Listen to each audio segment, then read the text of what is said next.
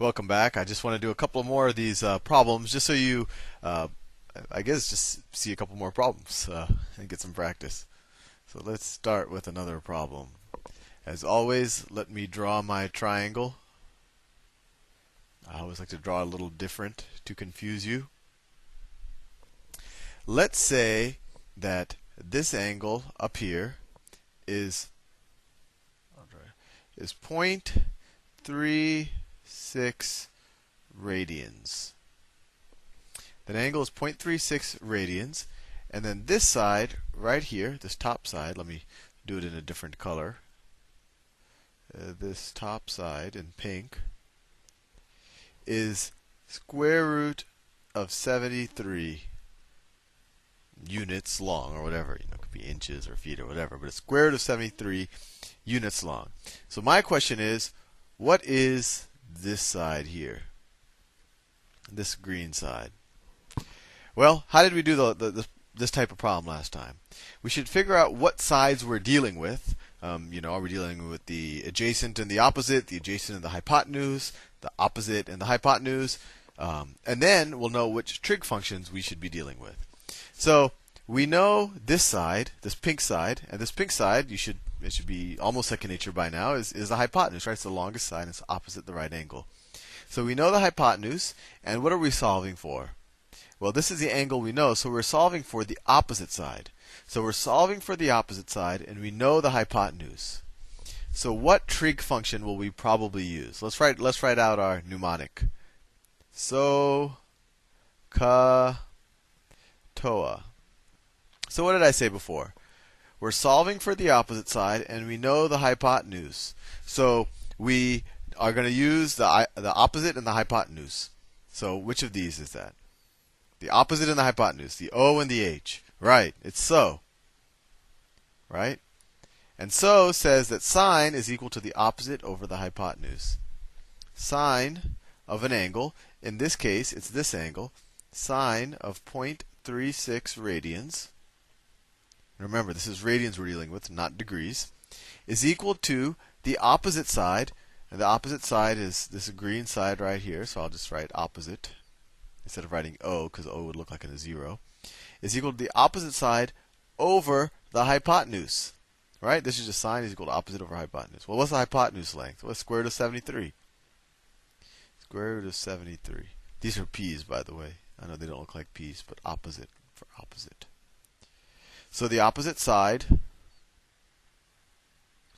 we're just multiplying both sides by the square root of 73, is equal to the square root of 73 times the sine of 0.36 radians.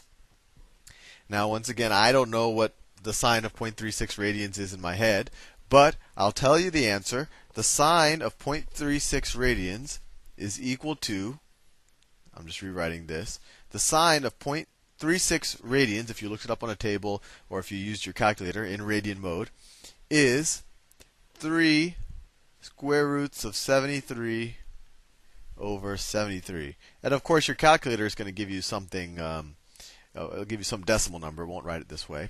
But so just remember, this is this. And I just looked that up. There's no magic there. And the square root of, or you could use a calculator. On the Khan Academy, when you do problems, it'll actually tell you what it is, so you don't have to use a calculator. So now we just simplify. Square root of 73 times the square root of 73 is 73, which over 73 is equal to 1. So these all cancel out. And we get the answer of 3. So this side right here is 3. And just out of curiosity, if you wanted to solve for this side, there's two ways we could do it, right? We could use the Pythagorean theorem, because, a squared plus b squared is equal to c squared. Or we could use trigonometry. I'll let you guess what trig function. Actually, let's do that. Let's use it. Let's figure out that side using trigonometry, and then let's use that side. Figure out that side using the Pythagorean theorem, just to show you that everything fits together in math. So I wrote that 3 there, so I can erase all of this stuff. Let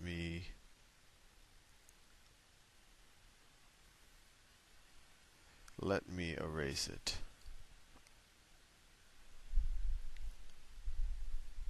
I shouldn't have erased the SOHCAHTOA. Actually, we should have that memorized by now. SOHCAHTOA. SOHCAHTOA. Alright, so let's figure out what this orange side is here. And if you think about it, we could do it a bunch of ways. We could say, well, this is the adjacent side, right? Because we know the opposite and we know the hypotenuse. So we could either use, we know the opposites. We could say, what trig function uses the opposite and the adjacent? Well, that's the tangent function, right? So we could say tangent of 0.36. Let's call this side A, right? A for adjacent. Tangent of 0.36 is equal to the opposite 3 over the adjacent over A. Is there another trigonometry way we could think about this? Well, we also know the hypotenuse. What trig function uses the hypotenuse and the adjacent? Well, if you remember, SOHCAHTOA. Cosine is adjacent over hypotenuse. So we could say cosine of 0.36 is equal to adjacent over square root of 73. I'll just write SOHCAHTOA here just so you can confirm that what I'm doing. Right? That TOA says the tangent is equal to the opposite, 3, over the adjacent. And CA tells us the cosine is equal to the adjacent over the hypotenuse. So we could solve either one of these. If we use the second formula, we would get the adjacent side is equal to the square root of 73 times the cosine of 0.36. And then if you use your calculator in radian mode, or I'll just tell you that cosine of 0.36 radians is equal to 8 square roots of 73 over 73.